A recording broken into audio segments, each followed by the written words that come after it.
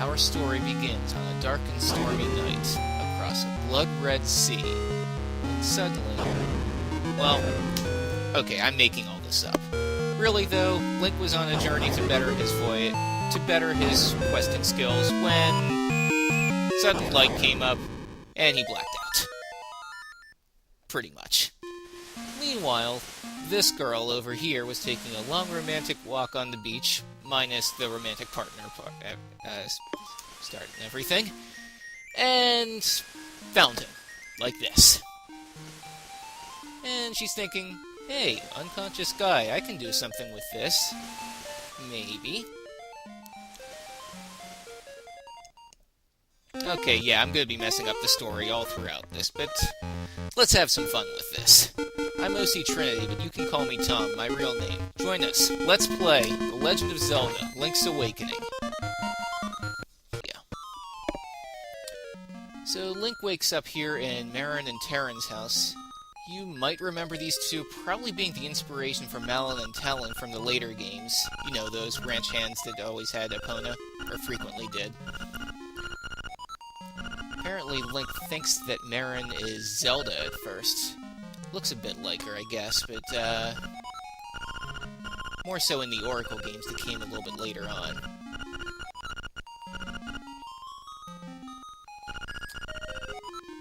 Yes, I snapped out of it, whatever that is. And here we're gonna get our first item again. Our shield. Yeah. Well, it's a shield. Nothing too special, but it is used a little bit differently than some of the earlier games. You actually have to press the button in order to use it, rather than it just being automatically deflecting anything. But on the plus side, it can pretty much defend against anything, like so. So if I follow this marked path, which is no longer marked apparently, I should be able to get my sword back. Get hit along the way, which is kind of difficult considering I have no weapons. This owl you'll be seeing a lot of, too.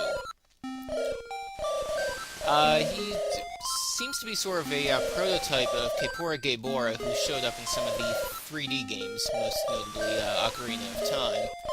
But he'll pop up periodically just to give us hints on where we should be going next. In this case, the Mysterious Forest is our next stop. Hey, we have our sword now. Now the adventure really begins.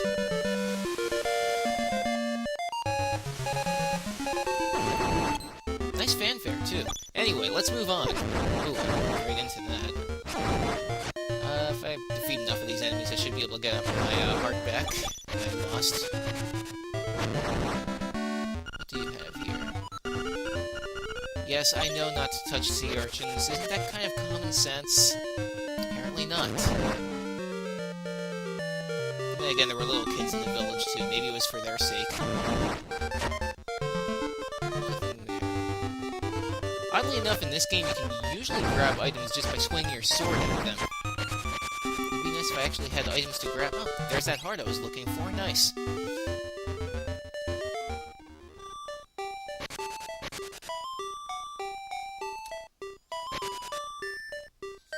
Now, the mysterious forest we're looking for is straight north, but let's pop in here briefly to get a piece of heart. Now, if I get 4 of those pieces of heart, my maximum life will increase by 1 heart. Mysterious forest. A little bit mysterious. Good, I was hoping it was only a little bit as opposed to extremely mysterious. And now he's calling it Mysterious Wood. He can't make up his mind which one it is.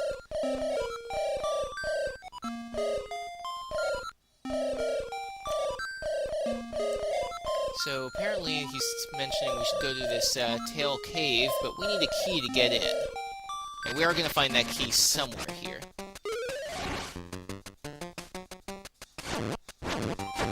Let's hear. Classic and... Ooh! Guardian Acorn. As long as I have this, I'm going to reduce with the damage that I take.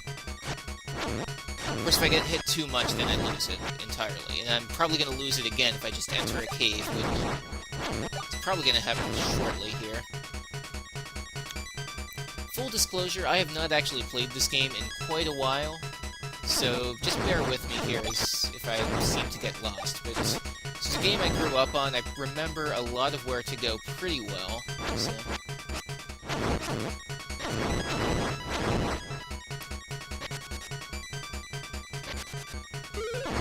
If I hold down the sword button, and then release it, and then just...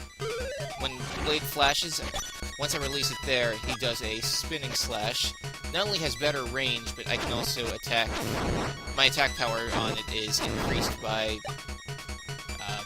it's doubled. Or close to doubled, at least.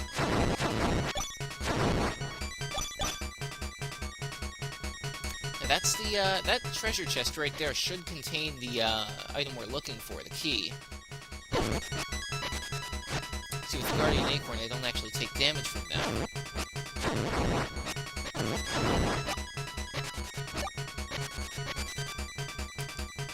Probably I'm taking a quarter of a heart damage, which the game won't actually display. I think I just got it back there anyway, so no problems. If I go into the, witch's hut, well, I've lost my, I've lost the Guardian Acorn. Apparently I need another item first, a mushroom, which should be somewhere in those woods. Is there anything over here? There is not. Now, obviously we got the piece of heart there, but right now I have no way to actually reach it. Don't worry, we'll be coming back to that later.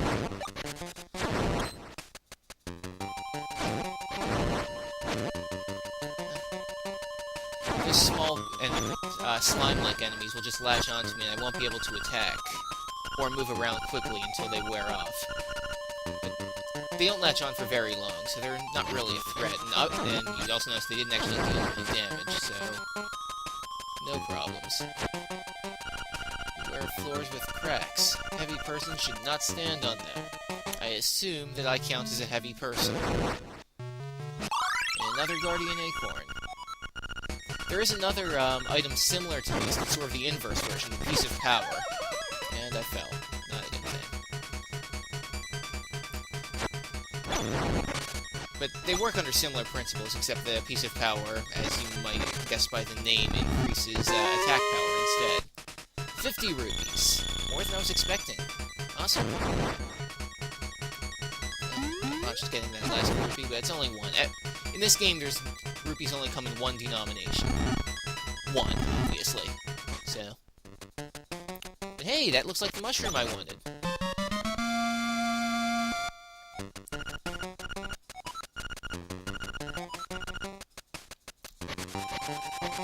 You know, considering how many cameos this game has with the Mario series, it's surprising that mushroom doesn't increase my size or something, but...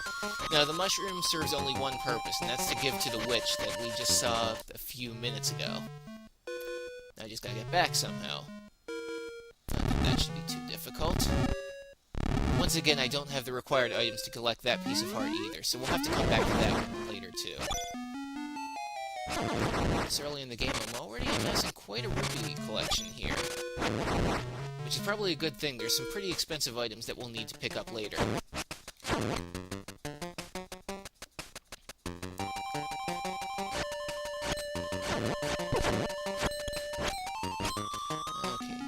Oh, fairy fountain. Easy way to, get our, life back. Yes, there's only 8 or so hearts on there, but that will restore everything. I believe the maximum, hearts I can have in this game is 14, though, to be blunt. I've never actually, gotten all 14 of them. I don't know where the last pieces of heart are. Not that we'll really need them. Piece of Power, like I was talking about earlier, will defeat most enemies in a single sword strike, and send them flying like that. My walking speed increases as well. I'm avoiding the green fish thingy, because it's actually electrical. If I strike that, I'm gonna actually take damage from it. Yes, so we've got... She needs the mushroom for the, to make that powder. That's some pretty aggressive stirring there. So now we have magic powder, another returning item we've seen from Link to the Past. Serves similar purpose, but we can also use it as a light. Now I know with the color scheme we have here, you'll have to excuse the color scheme just because I'm playing on the Game Boy player from the GameCube. Okay, apparently that doesn't work. Magic powder will transform them, but not into anything useful. Just something resembling a potato. And I'm getting low on life again, at least lower than I'd like to be. At least we're not far from that fairy fountain again. Actually, you know what? I don't think we'll need it now. If we just go a little bit further, we have this raccoon, or tanuki, whichever you prefer.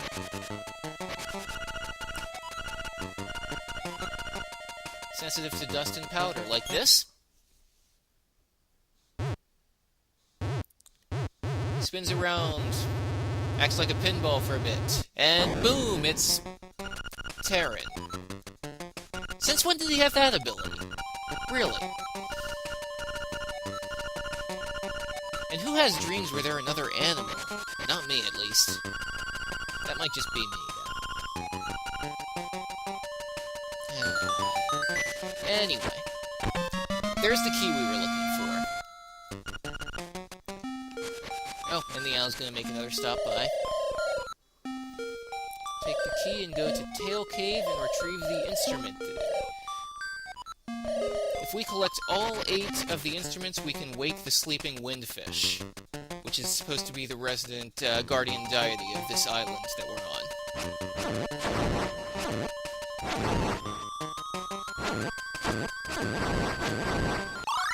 Alright, I seem to be finding a lot of those lately. I don't think that's a bad thing. Of course, if we're in the village here, it's not going to matter any. And before we move on to the village itself, let's do a few side things that'll turn out helpful later. First on the list, we have a crane game here, which is apparently trendy. A big thing to do, I guess. I'm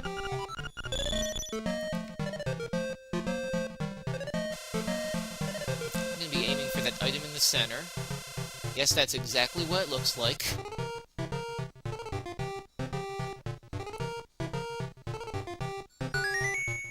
Now, if this were a real crane game, then it would fall out of the crane shortly before hitting that last conveyor belt. Which is why I always avoid those things in real life. But here, it's actually helpful. We got a Yoshi doll. Apparently he was showing up in a lot of games, which I don't think was entirely true when this game actually released. Though, to his credit, he was a pretty popular character and probably always will be. Oh, apparently I'm slowing the game down a bit. Alright, now these seashells, there is 20-something to collect in the game, and if I can find 20 of them, that's going to... I can use that to get a better sword later on. Everything's too expensive there. Now, the Yoshi doll pretty much starts a trading sequence. If I talk to this woman here with the crying baby, I assume the baby's crying, at least that's what they usually do. And we get a ribbon in return. Now, you're probably going to see how this is going to go already. We're going to get an item. The only purpose for it is to trade it for something else, and when we do that, we have to basically keep trading it until we get something that actually is useful. And yes, this will take a while.